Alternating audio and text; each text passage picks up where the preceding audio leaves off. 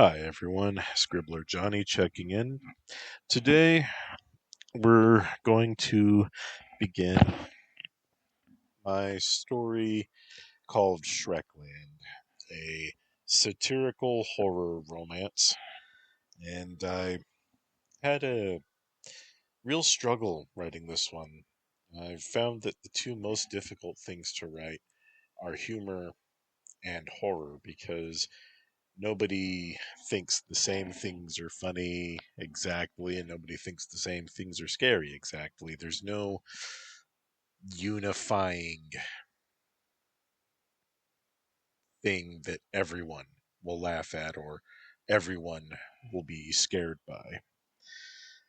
That's why broad humor tends to also be base and dumb. And so I end up using a lot of broad humor in Shreckland. And while it is a horror, I also wanted it to not be too horrifying because the story is more about an examination of our world and our culture and to satirize it. Each chapter in Shreckland is told in first person by a different character. And this was the first time I had done something like that. So that was also a challenge. And yeah, it took me the longest of anything to write Shrekland, except Princess of Crows, but I don't count that in terms of length because of the gap between when I first quit Princess of Crows and when I picked it up again and finished it. So, in terms of one singular novel that I kept going with, Shrekland took the longest, and it has also been the hardest to write a sequel for. I keep coming up with different ideas and different approaches, and then throwing it away and going back to the drawing board. Shrekland is just challenging. It's difficult. It's what I call my one-eyed alley cat book. He's beat up. He definitely doesn't want to live in your house, but he likes you, so he comes by to visit from time to time. And he likes you, so you like him back, even though he's a mean, ugly cuss. Uh, each of the characters who are important enough, okay, each of our main characters, each of our protagonists, has a name that is a reference to horror movies or horror novels. It's a bit of a wink, and I'll stick by it. Now, our beginning narrator is Stacie McCammon, who is a college student at Anvilonia University, which is a university that does not exist in Western California. It takes place in 2018 or maybe 2016. I wrote it in 2018, and I had intended to satirize a certain public political figure. It will be pretty obvious who it is once the story begins, so forgive me for being coy about it in the introduction. And as the story went by, I quickly realized that there was no way I would be able to come up with anything ridiculous enough to be what the real person is. I can't out crazy that person. I cannot do anything more ridiculous or ludicrous than what reality has shown us.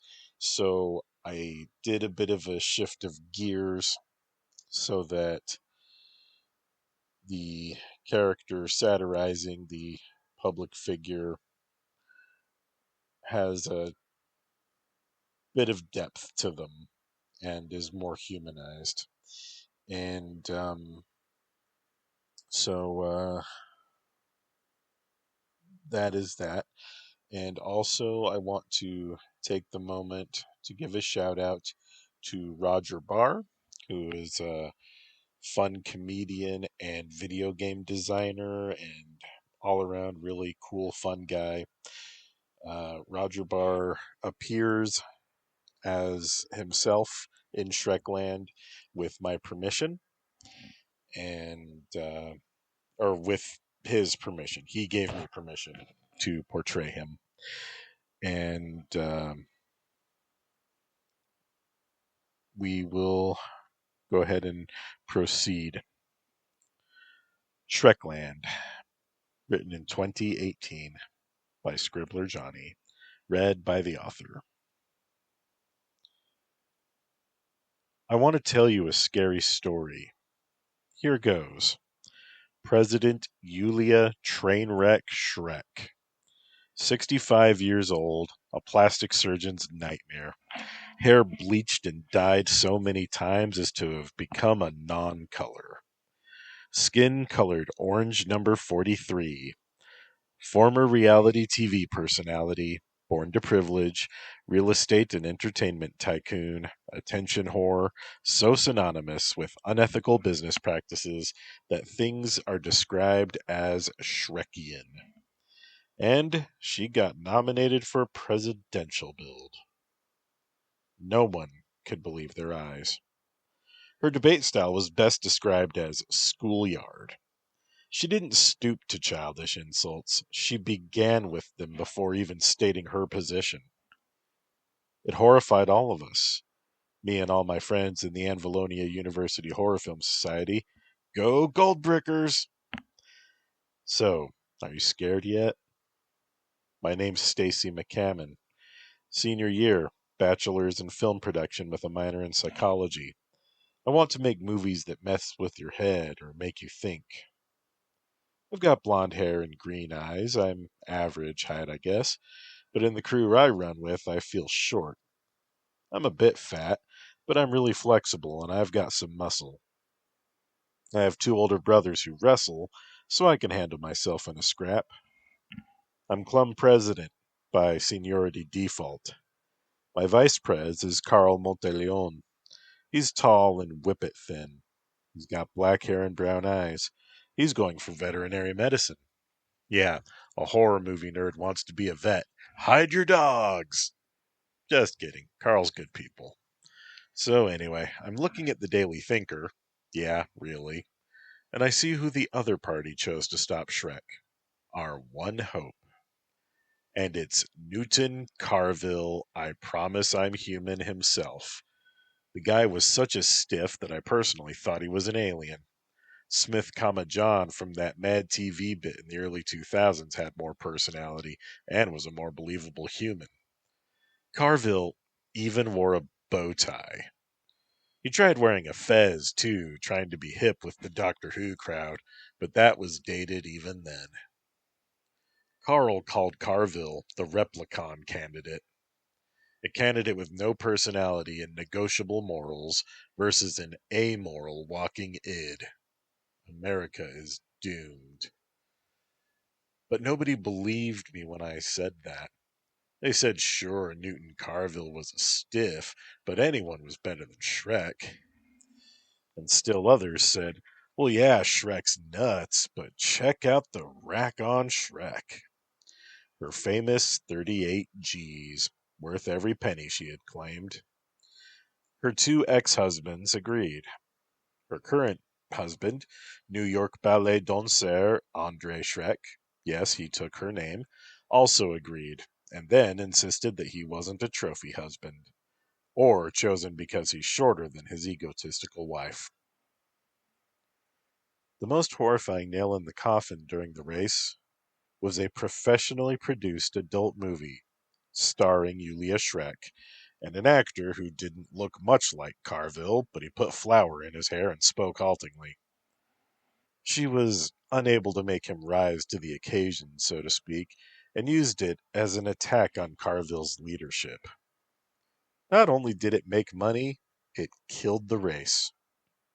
It was all over but the weeping. Can you imagine? It said more about what America had become than It Can't Happen Here and The Handmaid's Tale and all those dystopian novels. Clockwork Orange and Fahrenheit 451 had a freak baby, and that is Shrek's America. A political candidate made a porno, and it decided an election. A 65-year-old woman with huge fake boobs made a porno, and now she's the president. It's unspeakable and ineffable. Yeah, I watched it, but it was a pirated copy. Damned if I'll give money to that. And it wasn't erotic. It was hideous. The inauguration party was a race to see which entertainers could distance themselves the fastest. Kid Rock refused. The Mormon Tabernacle Choir refused. People who lost karaoke TV shows refused. I want to reiterate, people who lost on American Idol refused a paying gig because it was Julia Shrek. They ended up with a Frank Sinatra impersonator and an AC/DC cover band. And Shrek, of course, called it a win. I have the best entertainers, the most famous music, famous friends. It's going to be the biggest inauguration in American history. Formal politicians that had supported her during the election suddenly had other plans. Incredulity still won the day. The Daily Show's host kept demanding Ashton Kutcher to appear and let us know that we'd been punked. It wasn't a prank. President Trainwreck Shrek raised her right hand, rested her left hand on a Bible, and took the oath. God bless America. God bless us, everyone. Please, please, God, we're going to need all the help we can get. A famous director named Carpenter Craven spoke at the inauguration ceremony. Now, I like Craven's movies. I knew nothing of his politics until the inauguration. I guess he's her famous friend. Allow me to be the first to salute our new president. Our first female president, first president with no prior political or military experience. She already broke the mold. Get ready for some real change, America. Shrek's got the goods. It was her campaign slogan. A cleavagey blouse. Shrek's got the goods. Gag. Carpenter Craven rambled about how Shrek's a patroness of the arts and a staunch defender of education and industry. He may have even claimed to see her walk on water naked. I stopped hearing words. I was overloaded. I looked over at Andy, a freshman club member, and asked, "Who's her vice president again?" "Some white supremacist lunatic named Gordon Fisk." Dear God, we can't even pray for a sniper. There's no way out. No way out but in, Andy replied. That from a movie, Andy? Probably. I dropped my food into the cafeteria trash. Andy, how would you like to get laid right now? I needed escape. Now. Seemed the sanest choice. Andy Fairbanks was a musclehead, but he didn't believe in changing his bad eating habits, so he still had a gut. He was a sports medicine major. He looked away. Are you okay, Stacie? He asked his hamburger. No, but let's not let that get in the way. I want it. Do you?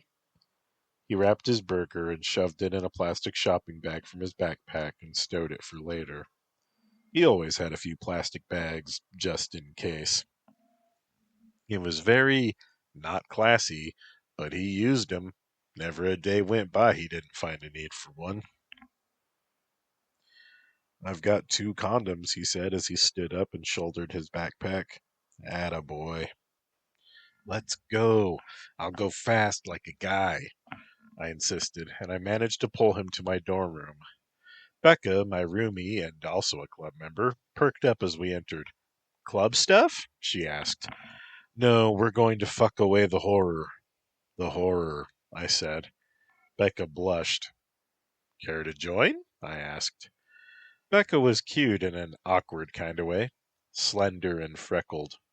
Her hair was currently purple, tall. She looked at Andy. If Andy wants to? Yes, Andy wants to. 2 rubbers, he said, not believing his luck. I do believe our Mr. Fairbanks is about to pop his threesome cherry, I said, giving him a tickle. What I didn't know was that Rebecca Lovecraft was popping hers, too, or that she had a major crush on Andy. I wasn't thinking of much at the moment, just an urge.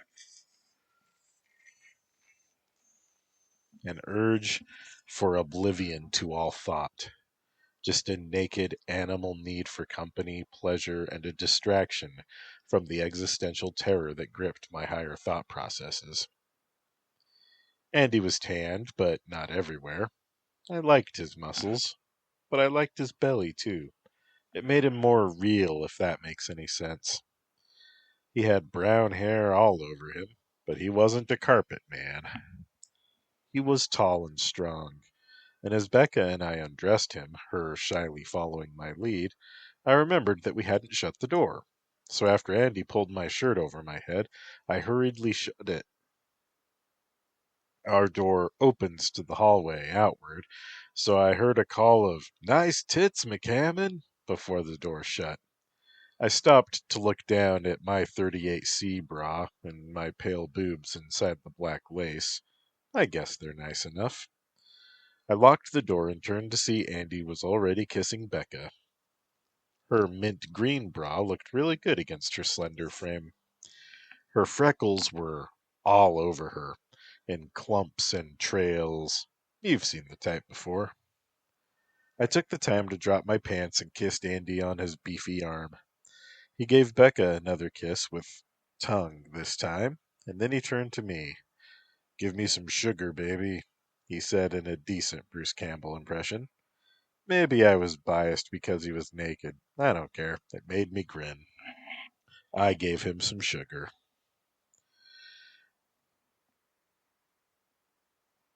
And Johnny checking in here.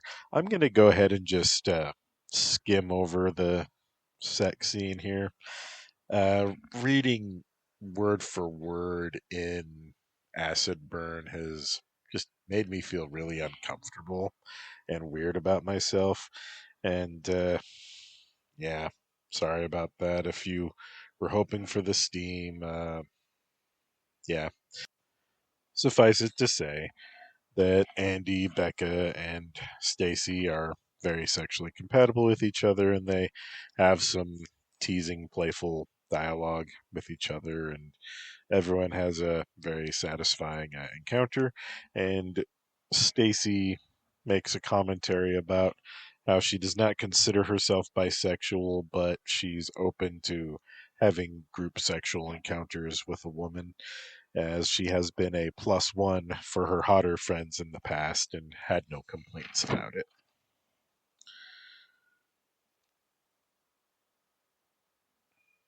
I handed my small bedside trash can and a pack of wet wipes over to my side, where Becca and Andy were cuddling. It was a cute image. Andy turned on Becca's TV. I did most of my movie watching on my laptop. The inauguration was still going.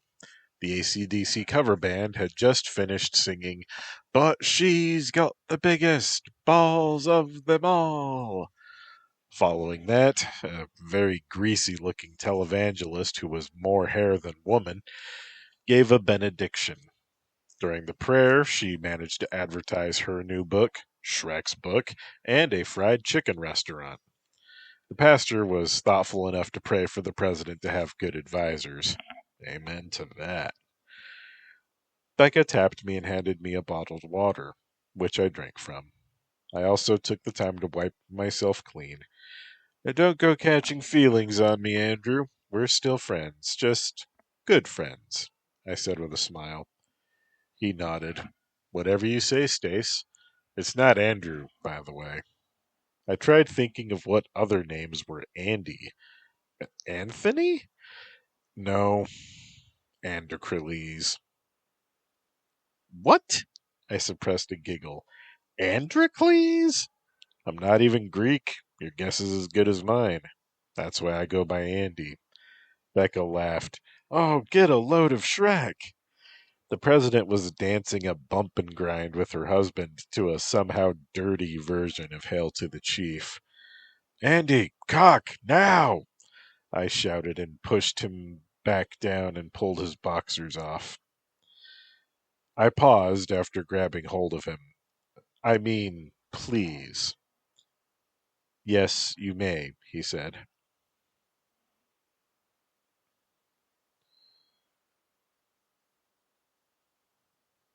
She looked up at the ceiling where my Illbleed poster was taped.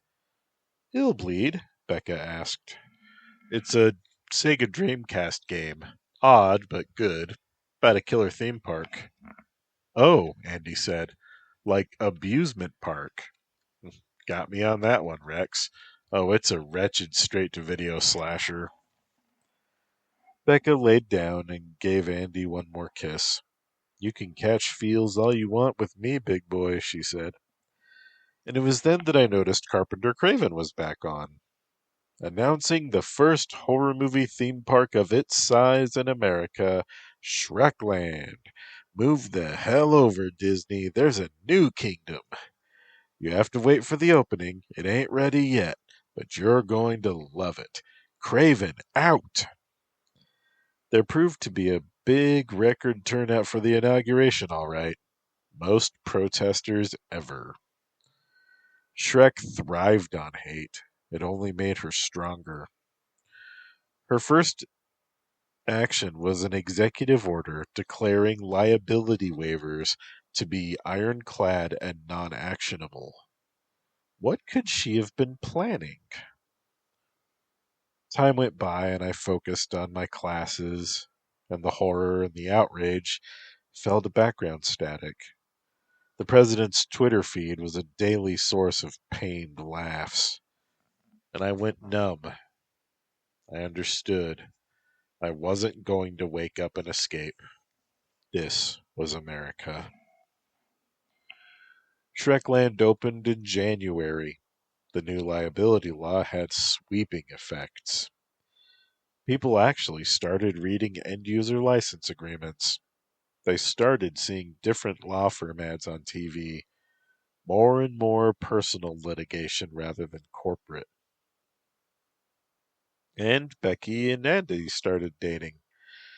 And Becca started to dress like Andy, even. The president's Twitter account broke the internet one day. She tweeted, First pair of 38 Gs in the Oval Office, bitches, and a photo of herself, blouse pulled open, and the biggest granny bra I had ever seen on display. That thing was industrial grade. It had undergirders, not underwires. It was an odd off-white color that wasn't quite cream. Oh yeah, even her boobs were orange number 43. And after I saw that, I was browsing music videos, and I saw my first ad for Shreckland. They even incorporated the warnings from the liability waiver into the advertisement. Shreckland boasted safe zones and risk-free scare attractions, and the new feature, high-risk danger zone attractions, where patrons were invited to live Craven movies and test themselves. Surviving to the end promised cash rewards, but death was a very real possibility. The Craven movie icon Crashman, an animated malevolent crash test dummy, was revealed to be the narrator for the commercial, and he said, Come meet me and my friends from the Carpenter Craven worlds. We might even let you leave. His hollow voice laughed. The screen went red, and Crashman's laughter continued. Shreckland, now open, appeared on screen and gave the address. I forgot all about the music videos. That's the executive order. They wanted to make Illbleed, but real. Craven is going to kill people, and it will be as legal as church on Sunday, I said out loud. I had always just thought that Carpenter Craven was a creative man with a dark imagination. Hell, my own imagination goes to dark places sometimes. This was different. This wasn't just stories. Trainwreck Shrek was helping him. How far would this go? What was the end game? Becca, wearing a flannel shirt over a tank top and no bra, turned the volume up on her radio. Lulu Garcia Navarro's voice informed us that, as yet, no one had attempted a danger zone attraction at Shreckland. And she then talked about a U.S. Navy drone having been stolen by the Chinese Navy and not returned for 10 days. I thought that left it with plenty of time to be stolen data and reverse engineered, even. China's president said that it was nothing to get worked up over because, after all, it was returned. Well, gee, thanks, President Xi. A civil war was brewing in Syria. Different factions were supported by the Islamic State, Russia, and the US. Shit was getting biblical. And I looked over at Becca and I said as much. She had other priorities, though. She sat down beside me. I moved a cushion away for her to get more comfortable. What's up, Becca? She frowned at me. Her hair had grown, and her brown roots were visible. I don't like girls, Stacie. Well, that's fine, Becca. I don't either. I like men. Okay, good, but I want you to know that I'm really a guy. What, you're a tranny? Do not say that word. It's hateful. Um, okay, well, you know I don't hate you or trans people. I'm sorry. So you want to be a guy? I am a guy. I just have a girl body. I'm going to start taking hormones and going to get mastectomies. What about, um, bottom surgery? Well, I don't want to do that until science has better stuff for female to males. Right now, those penises kind of suck. What does Andy think about this? Andy only likes girls too, but he says a bonus hole boy is okay. Not really sure how I feel about that word either, but he says he likes me, not my body, and so I'm still figuring him out. I guess we'll see what happens, I replied. If and when you do get a penis, and in the meantime, your relationship just might end on its own, regardless of this. And how does he feel about body hair? Well, for now I still shave, but I think I'll stop. I don't know. It depends on what I feel more comfortable with and how the hormone treatment will change.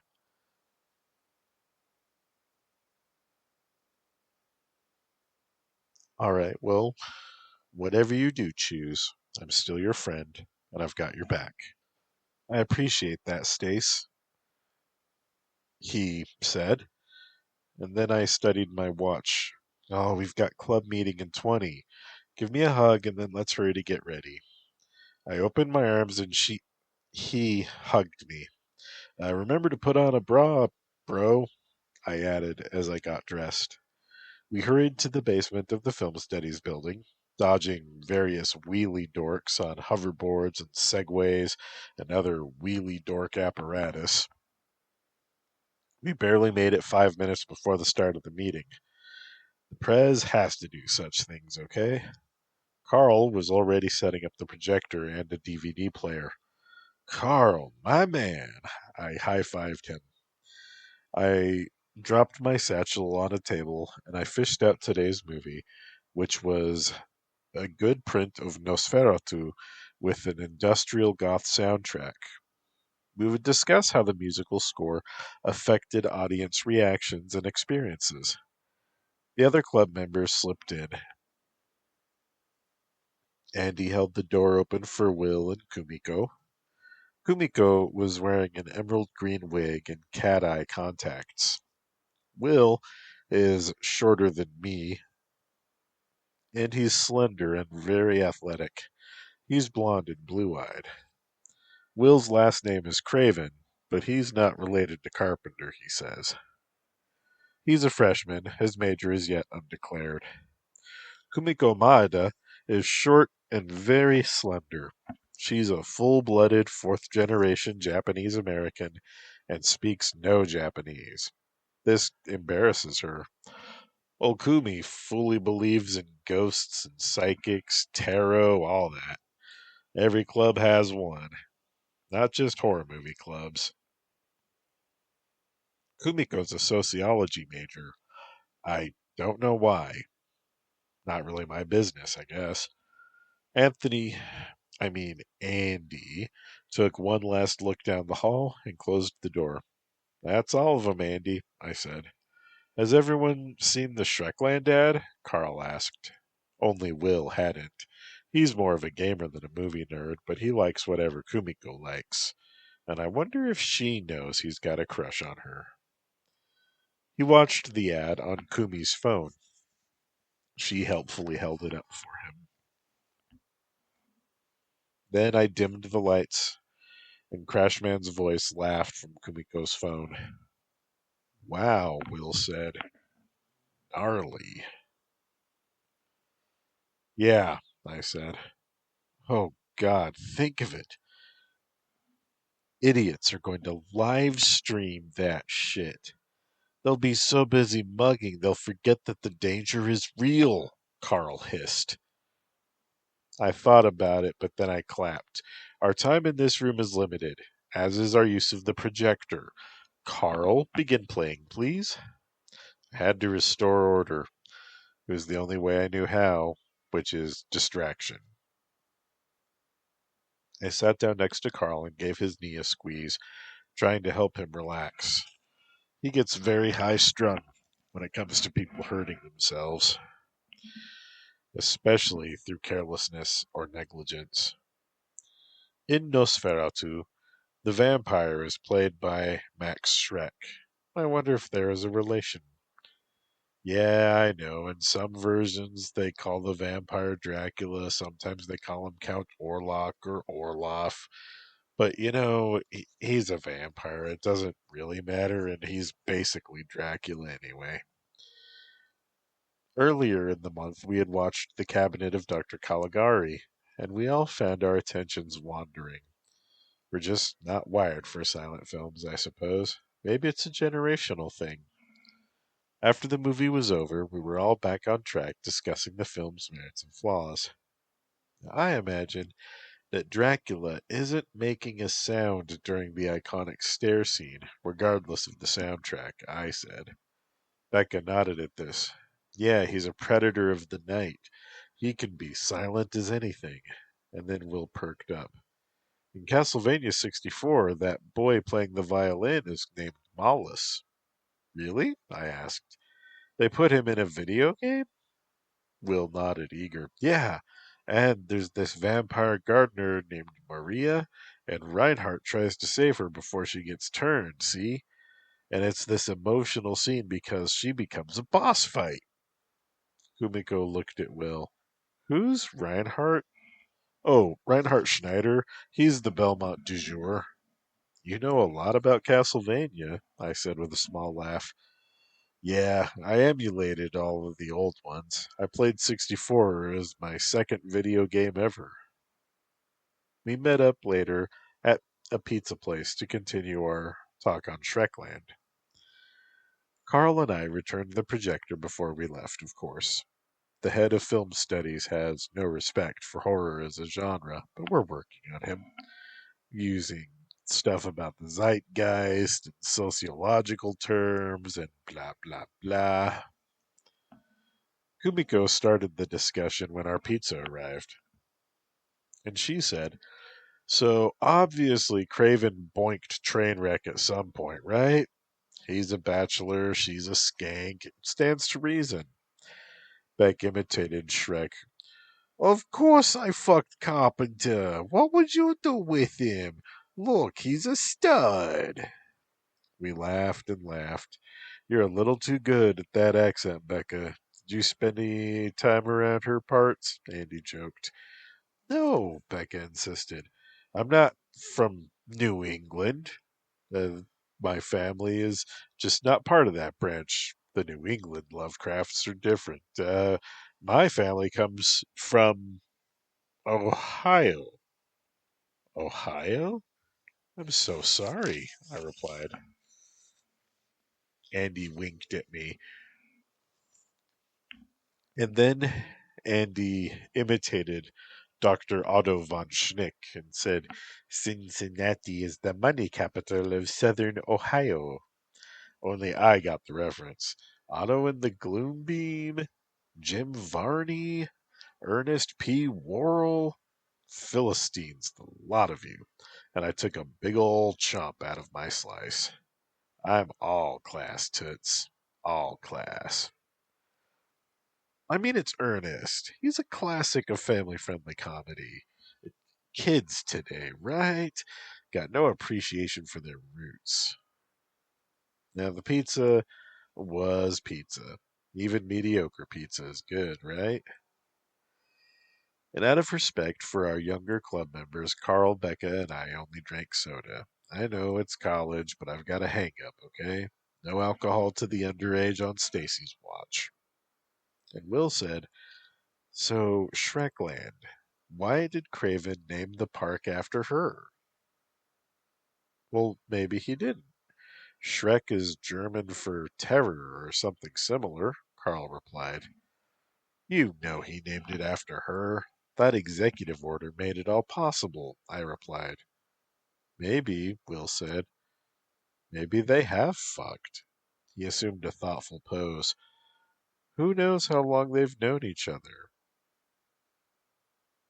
Ended up, we split up for the night and went our separate ways, and Becca and I spent some time sitting on her bed to watch reruns before going sleepy time.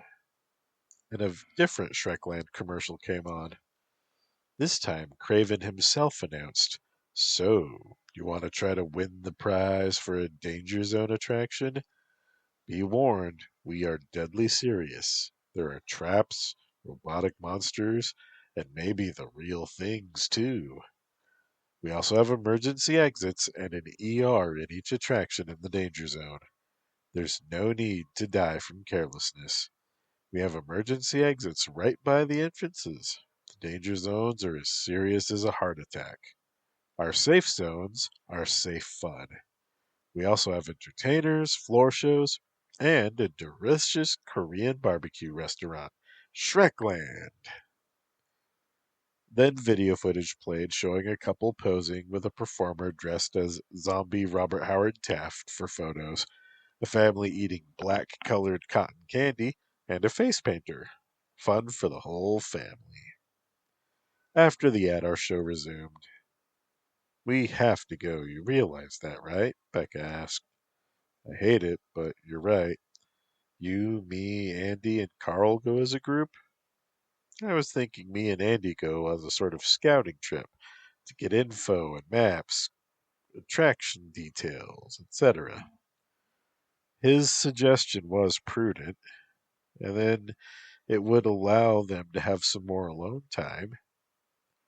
"And just to remind you," I said, "I have no romantic interest in Andy. It was great that we had good sex together, and I liked having you there, but if you want to go steady with him, you have my blessing."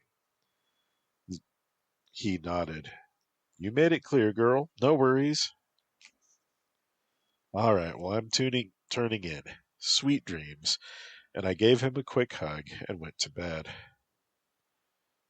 And I dreamed about the Carpenter Craven film, Robert Howard Taft's Zombie Master, when the former president rose vengeful from the dead. Zombie Taft could then raise the corpses of people that he had killed as undead minions. Many tried and failed to destroy him. Taft was huge and fat and incredibly strong. I woke up scared. Fucking zombie Taft. My heart pounded for several minutes. No chance at sleep. I plugged my earbuds in, turned on my laptop. One of my favorite YouTubers, Roger Barr, uploaded a video of him at various parts of Shreckland with patrons, staff, entertainers, and decorations, making humorous comments and screaming, "Yeah!" in his signature fashion.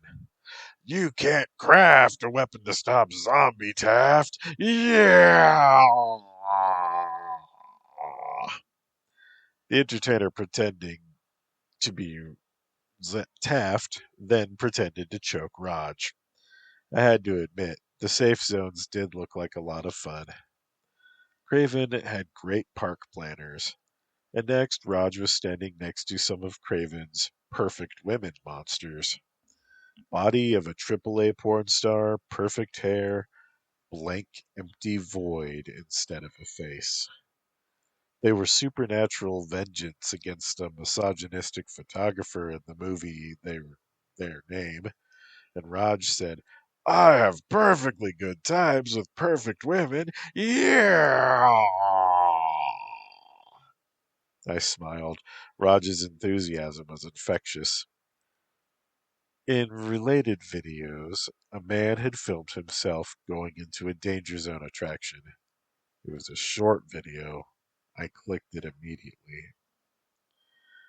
And in it, a tall Asian man introduced himself as Akshay and signed the waiver that was held out to him by someone who was dressed as a lumber mill worker. All right, I'm heading into the danger zone. Here I am at Chop Chop Buzz, getting ready for danger. He changed his grip so that the camera showed the attraction's entrance, with yellow and black warnings. Seriously, you might die. Akshay read a sign aloud. He then cheered, Let's go! He rushed open the double doors. Buzzsaws shrieked in the dim red lights, and the camera revealed a steel stairway leading down.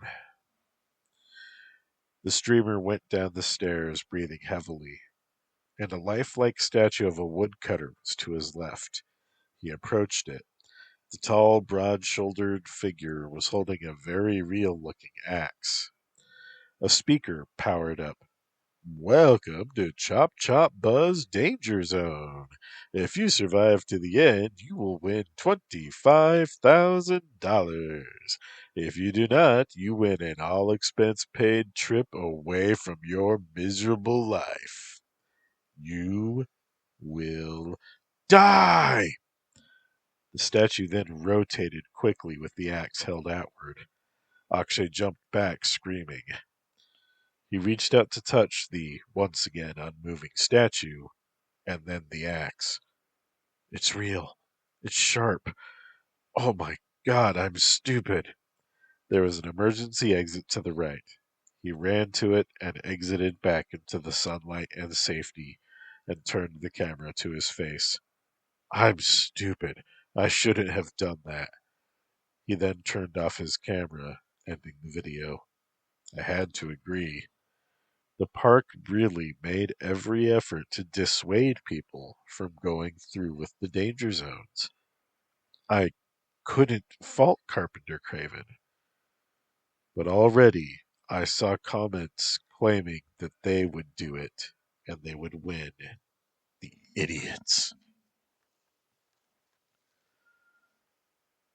I doom scrolled Twitter for a bit. Shrek insulted the first person to die at a Shreckland danger zone. and posted the link to the LA Times article about it. I had to learn. So I clicked, and the article read Bakersfield, California. Olga Garcia Ramos, age 27, died in Shreckland last night. Park representatives reported the cause of death was reported to be zombie taft. The park extended their condolences to her family and offered an undisclosed amount to use her likeness as a zombie in the attraction and for promotional purposes. Olga's family declined our request for interview, but their attorney, Marcos Jimenez, gave this comment. We mourn Olga's loss, but she knew the risk she was taking. She had no mental health problems. Shreckland graciously offered to pay for her cremation, and my clients accepted this. We have no comment this time regarding the rights to Olga's likeness.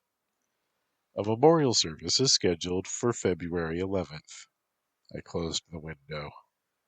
The lawyer's comments were kind of odd, I thought. He seemed to be on the park's side, not the family of that poor woman. Killed by zombie Taft.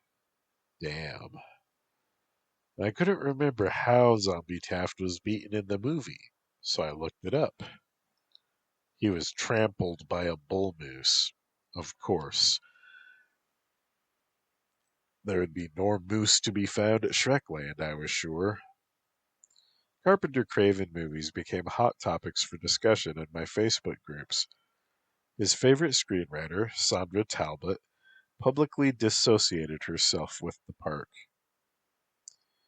She was quoted to say, I just like telling stories. I have nothing to do with that park or the blood spilled there. Photos of Craven and Shrek in the early 90s surfaced. One of them kissing at a studio party. It was not a sisterly kiss. Shrek was still married to husband number 2 at that time, a senator from Arizona named Patrick Dewan. And a feeling of inevitability settled into the pit of my stomach. It was only a matter of time. I'd go to Shreckland too. I might even try a danger zone. I'd have to plan it out, become a Craven scholar, and, yeah, work out. That money was tempting, but so was the opportunity to get to Craven. All in due time. I yawned and noticed that my watch said it was 5:30 a.m., aka coffee o'clock. I posted my intentions to study Craven lore and lose weight. My stepdad, Stan, replied to my post saying, Stacie, your mother and I don't want you going to those danger zones. I replied, Don't worry, Stan, I'm not crazy. Good. Love you, Blondie. Love you too, Stan. Ba chomp, ba chewy chomp. It was a private joke from an old episode of South Park. Stan married my mom when I was 2, and my brothers, Terry and Scott, were 5 and 6. Our dad died at Grenada. And then Stan and I had a short chat about my studies and my final project.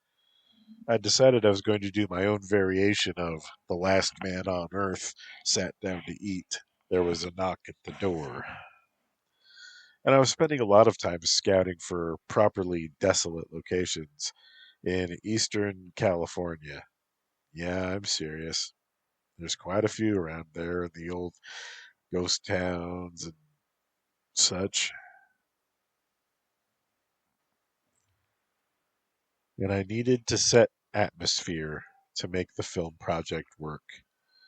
Time passed, and I was far from aware of the outside world. I needed to really study for my classes to keep my grades up, and I'll admit I wasn't even paying attention to my friends. Becca cut his hair short, let the brown reign supreme on his crown again, and then decided to change his name to Zach. It was a co-ed dorm, so we got to stay roomies. I mostly just nodded when Zach was talking about his feelings. I was not being a good friend. Juggling is rough, but I've got no excuse. Zach and Andy were officially an item, and Andy offered me a parting lay, but I know a pity fuck when I see it, and I declined. I tried to keep the poison out of my voice when I said, "Poor fat Stacie is all alone, but she likes me. I know. Throw some pity dick her way to cheer her up." "Well, I don't need pity dick. I could get regular dick if I wanted it, okay?" And I did want it, and I could have used the stress relief, but damn it, I've got principles. Zach could hog Andy's thick, hot hog all to himself if he wanted. No skin off my ass. My homework on Jungian archetypes wasn't going to do itself, and so then Andy sat down on my bed beside me, like he still had the welcome mat. Fucker, your invitation is revoked, I thought. So Zach is basically the best bro ever. We're going to go to Shreckland this Sunday. Do you want to join? Oh, more fifth wheel fun? However can I repay thee, O prince? But what I actually said was, nah, schoolwork. But the term is over by then, he replied, with concern on his face. Okay, I'll admit it. You and Zach are all lovey-dovey, and it makes me feel left out, and I had hoped that we could have had a cool benefits thing going on, but it didn't turn out that way, and I feel rejected. I sighed. There, I said it. Regrets? He hugged me. And then I started to cry. Damn it! Hey, Stacie, you're a good friend and a good lay, and you're super cool. We never wanted you to feel left out or rejected. He squeezed tighter. I admit I loved it. It made me feel secure. I'm your bro forever. Down for anything. Gates of hell, actual zombies, everything. What we did meant something. We've got a bond. Not everyone has seen their best friend naked. That's a special intimacy. I mean, I've sucked on your tits, Stace. That doesn't go away. I mean, yes, I am with Zach, and he wants to be monogamous, but I'm never going to not be your friend, and I'm never going to treat you like the ghost of pussy past. I kissed his neck and cried all over him. Promise no regrets? I asked. No regrets, babe.